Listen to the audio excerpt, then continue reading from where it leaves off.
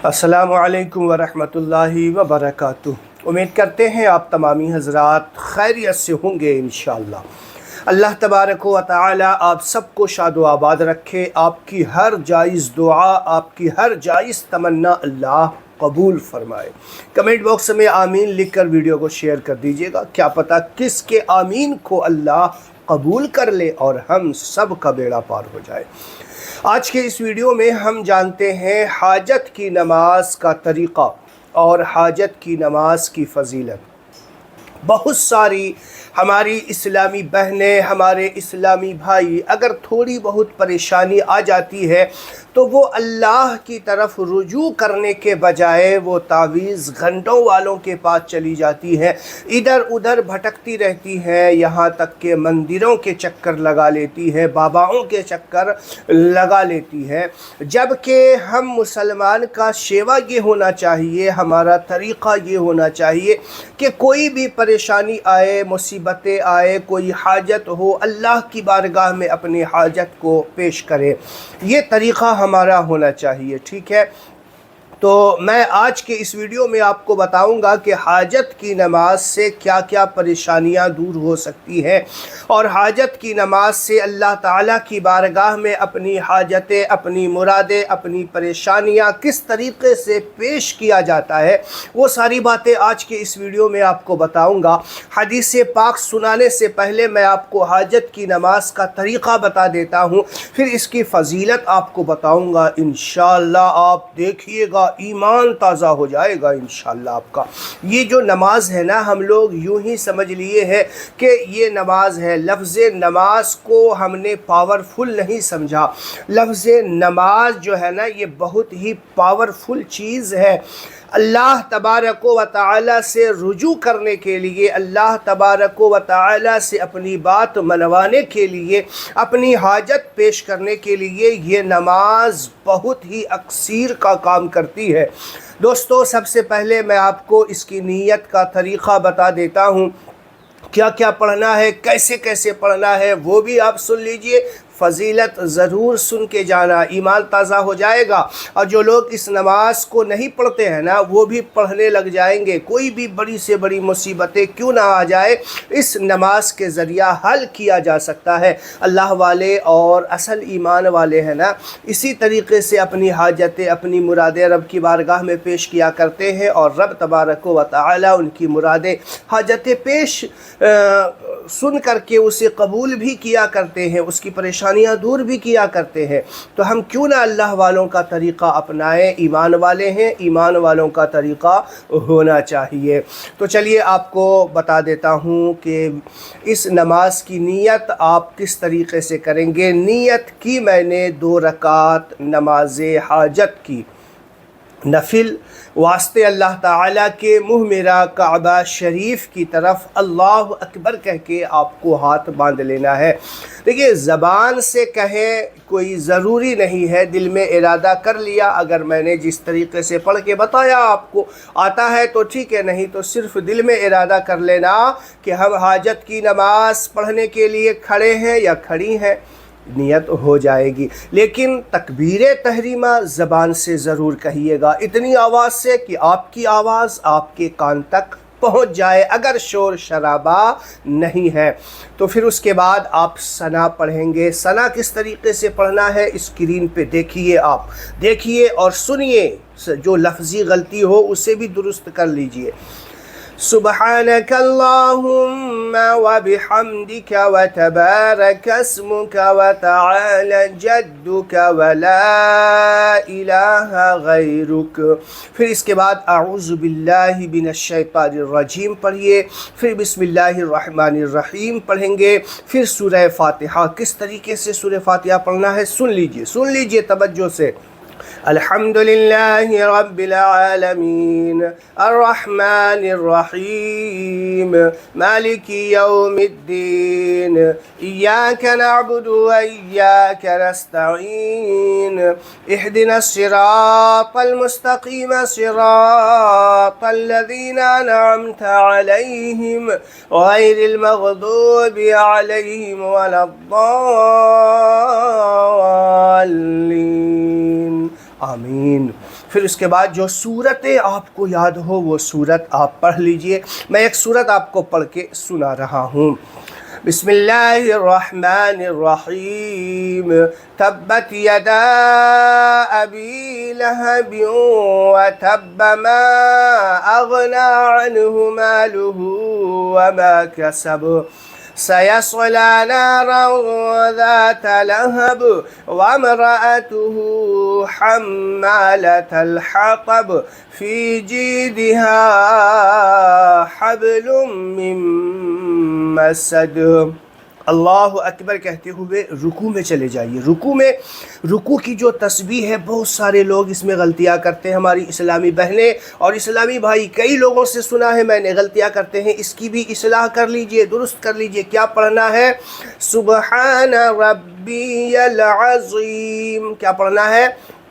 سبحان ربی العظیم پڑھنا ہے. ٹھیک ہے. بہت سارے لوگ یہاں پہ جو پڑھتے ہیں ایسے پڑھتے ہیں سبحان ربی العظیم, سبحان ربی پڑھتے ہیں, ربی یل ہے. کیا پڑھتے ہیں؟ ربی اور ہے کیا؟ ربی یل.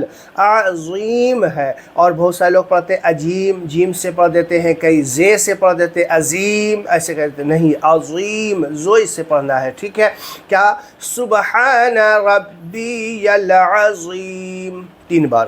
پھر سمیع اللہ لمن حمدہ کہتے ہوئے کھڑے ہو جائیے.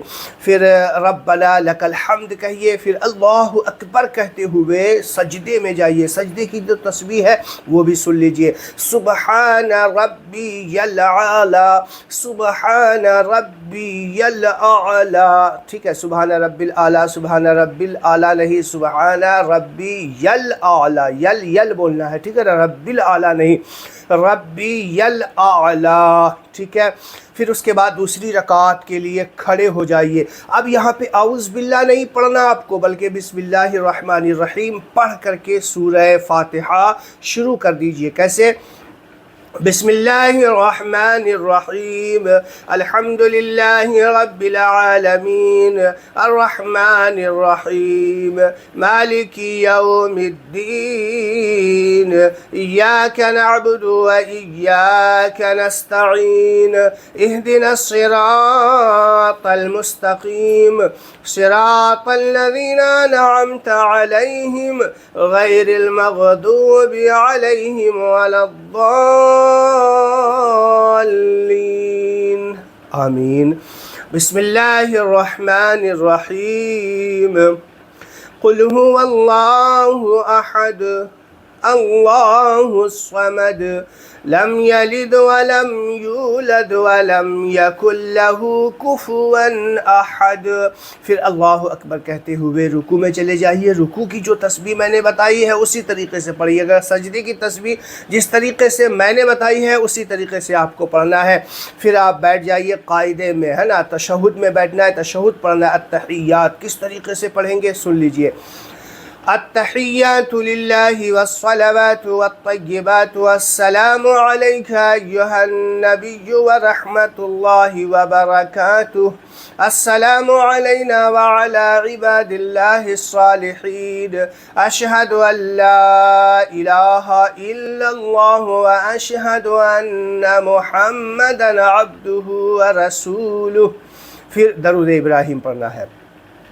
اللہم صل علی محمد وعلی آل محمد كما صلیت علی ابراہیم وعلی آل ابراہیم انکا حمید مجید.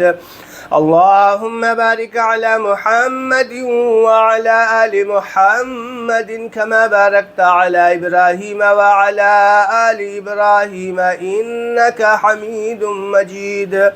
پھر اس کے بعد جو ہے دعائے معصورہ آپ کو پڑھنا ہے. جو دعائے معصورہ آپ کو یاد ہو وہ آپ پڑھ لیجئے گا. ٹھیک ہے. دعائے معصورہ یاد نہیں ہے تو ربنا آتینا فی الدنیا پڑھ لیجئے گا, نہیں تو دعائے معصورہ آپ ضرور یاد کیجئے گا. دعائے معصورہ پڑھ کے آپ سلام پھیر دیجئے گا دائیں بائیں, اور پھر اس کے بعد رب کی بارگاہ میں اپنی حاجتیں, اپنی مرادیں, اپنی پریشانیاں پیش کیجئے گا. انشاءاللہ آپ دیکھیے گا اللہ کی بارگاہ میں جو بھی اس نماز کو پڑھنے کے بعد حاجتیں مرادیں پیش کی جاتی ہیں, اپنے گناہوں سے معافی مانگ کر کے رب کی بارگاہ میں اپنی حاجتیں پیش کرنا، دعائیں کرنا، انشاءاللہ اللہ تعالیٰ آپ کی تمام پریشانیوں کو دور بھی فرما دے گا۔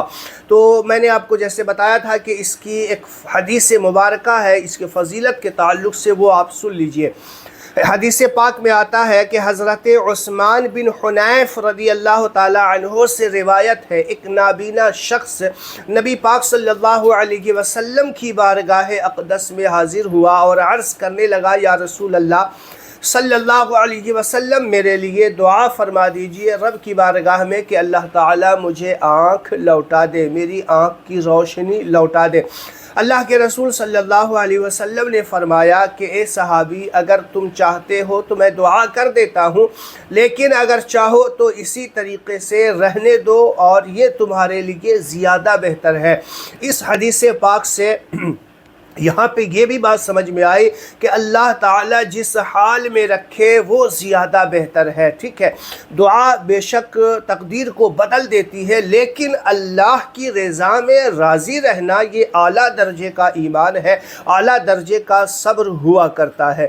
نبی پاک کی اس حدیث سے یہ بات ثابت ہو گئی، لیکن اس صحابی نے اصرار کیا، نہیں یا رسول اللہ آپ دعا کر دیجئے۔ اللہ کے رسول نے کہا، جاؤ اچھے طریقے سے وضو کرو، جو اچھا وضو ہوتا ہے اس طریقے سے وضو کرو، 2 رکعت حاجت کی نماز پڑھو، اللہ کی بارگاہ میں دعا کرو اور میرے وسیلے سے اللہ کی بارگاہ میں دعا کرو۔ یہاں تک کہ حضرت عثمان بن حنیف رضی اللہ تعالی عنہ فرماتے ہیں کہ ابھی ہم لوگ نبی کی بارگاہ میں بیٹھے ہی تھے، کچھ دیر میں دیکھا وہی نابینا صحابی واپس آیا اور اس حالت میں آیا کہ اس کے آنکھ کی روشنی پہلے سے زیادہ روشن ہو گئی، اس کے آنکھ کی بینائی بالکل اس طریقے سے روشن ہو گئی جیسے کوئی اکھیارا دیکھتا ہو۔ تو پتہ چلا کہ یہ نماز کتنی پاورفل ہے۔ میں نے پہلے ہی بتایا تھا کہ ادھر ادھر ہمیں جانے کی ضرورت ہی نہیں ہے، جبکہ ہمارا خالق و مالک ہمارے شہرک سے زیادہ قریب ہے۔ ہم رب کی طرف رجوع کریں نا، دوسروں کی طرف جانے کی ضرورت کیا ہے۔ ویڈیو اچھا لگا ہو تو اسے ضرور جو ہے لائک اور شیئر ضرور کرنا، ہر مسلمان تک پہنچانا یہ آپ کی ذمہ داری ہے۔ صدقہ جاریہ سمجھ کے شیئر کریں۔ چینل پہ نئے ہیں تو ہمارے چینل کو سبسکرائب ضرور کریں۔ السلام علیکم ورحمۃ اللہ وبرکاتہ۔